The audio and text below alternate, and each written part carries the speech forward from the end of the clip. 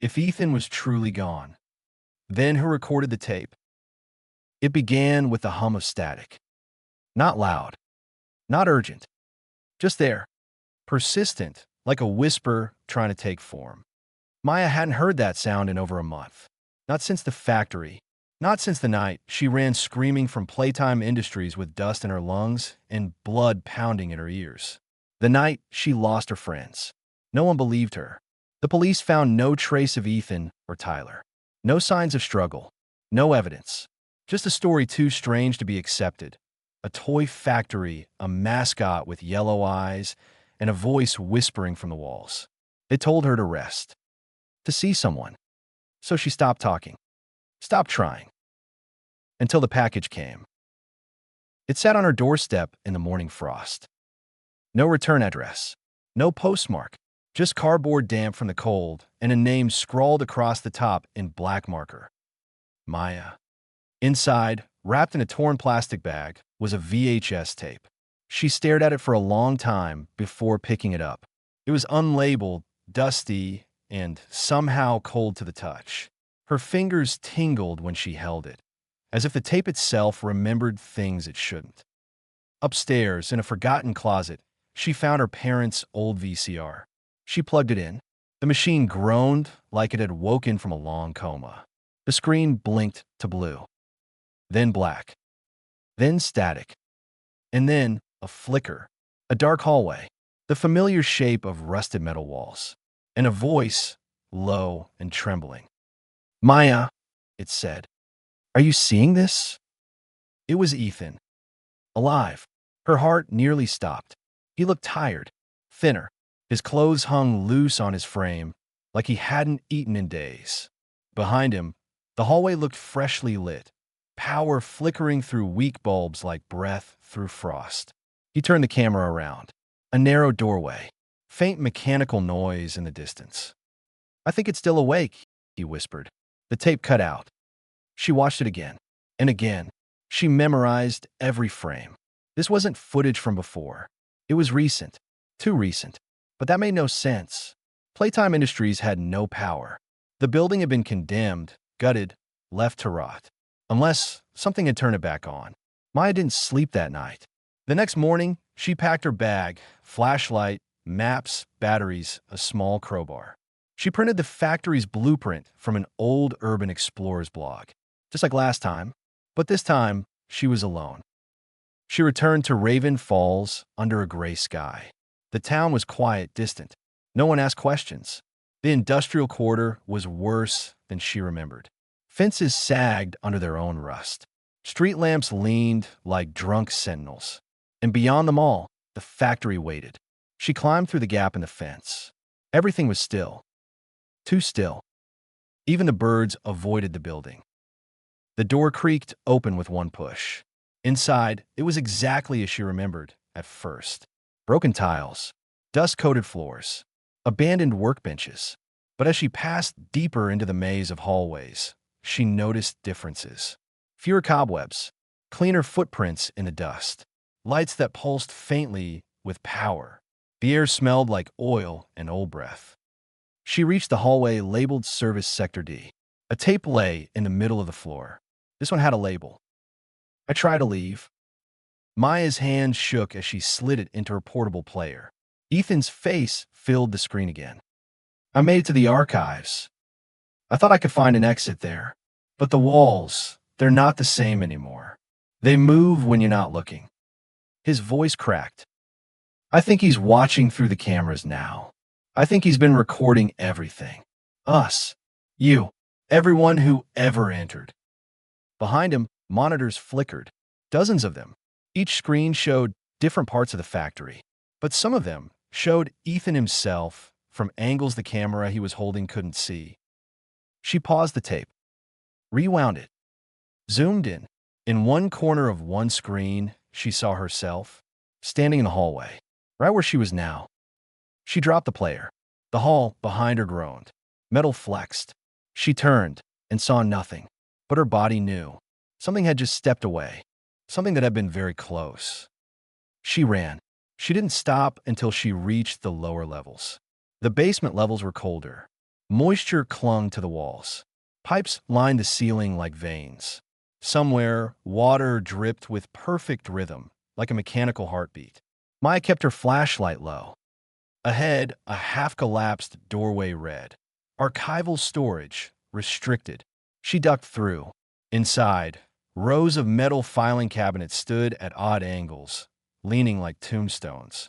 Folders lay strewn across the floor. Pages warped with age, ink faded. She picked up one. Staff termination, 1989. Reason, extended absence. Hallucinations, audio delusions. Another page. He said the toy whispered when no one else was around. He told its secrets. It answered. A chill spread through her chest. In the far corner of the room stood a rusting TV on a wheeled cart, and beside it, a generator, plugged in, humming faintly. She approached slowly. A third tape lay on the TV, this one labeled, "You shouldn't have come back." Her hand hovered over it. Her instincts screamed to leave, but she inserted the tape. The screen flickered, and this time, the footage wasn't from Ethan. It was from her. She was in the frame, standing in the archival room, filmed from behind. Her own movements just seconds ago, but the tape wasn't recorded by her. She turned. No one. The door to the hallway was wide open, and across the far wall, barely visible in the shadows, two wide yellow eyes glowed. They didn't blink. They didn't move. They only watched. The screen cut to black. Then a voice whispered, slow, measured, "Stay. Stay forever." She backed away. The light from the hallway flickered. Something massive moved past the opening. She crouched, heart pounding. A shadow spilled across the floor. It didn't walk like a person. It stretched, swam across surfaces, glided through steel and rust like it was part of the walls themselves. She held her breath. It passed, but not far. The overhead vent groaned above her.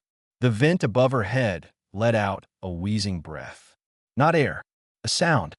Vet. Animal. Curious. Maya crawled backward into the stacks, knocking over a cabinet.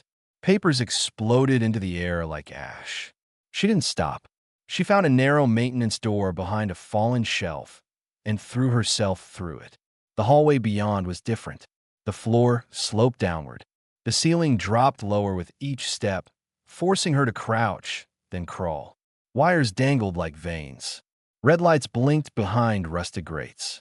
A thick smell of sugar and rot filled the air. Behind her, metal screamed. She didn't look back. The corridor ended in a hatch. She shoved it open and climbed through. Inside, a small control room. Half of it was blackened with soot, like there'd once been a fire. On the wall, a console flickered weakly. A single monitor was still on. It showed a hallway. Not just any hallway, the one directly outside this room. On the screen, something approached the door. Not walking. Flowing. Like smoke in reverse. Then, the monitor died. Maya turned off her flashlight and curled under the console, chest heaving.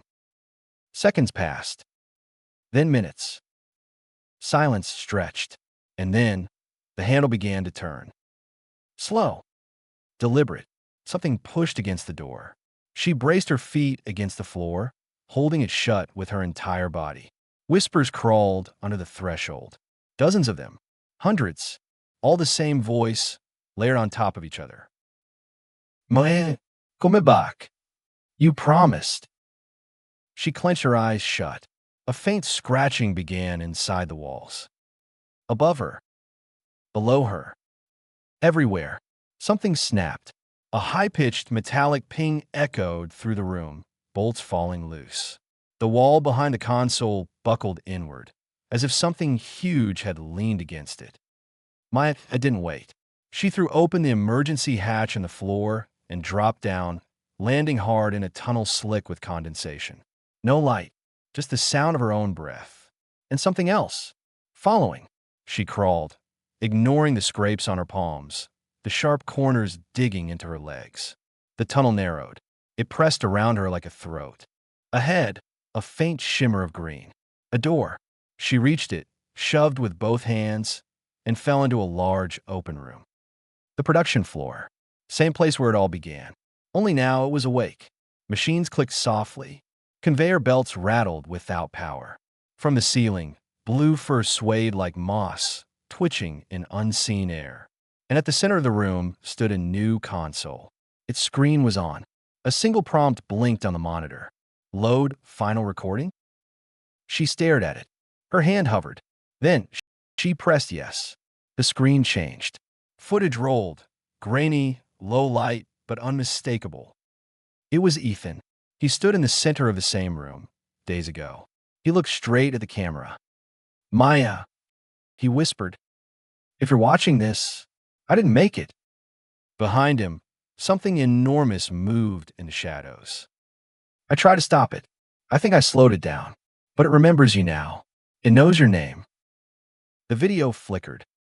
Don't let it record you. Then, the screen reflected her own face. But it wasn't a reflection. It was a live feed. From above. She looked up into the camera's blinking red light. And behind her, footsteps. Slow. Heavy. Final. She ran. Down the side stairs. Past headless toys. Past rooms that hadn't existed before. She didn't think. She didn't breathe. She found a door, unlocked for the first time. Moonlight spilled in through the broken yard gate. She didn't stop until she hit asphalt. And kept running. 2 days later, she mailed the tapes to a P.O. box listed on a cryptid investigation forum. She didn't include a name. She didn't sleep much after that. The camera she'd carried was gone. Erased, like it had never been turned on. But sometimes, when her laptop idled, the screen flickered. And in the corner, just for a moment, 2 yellow eyes appeared in the static. Watching. Waiting.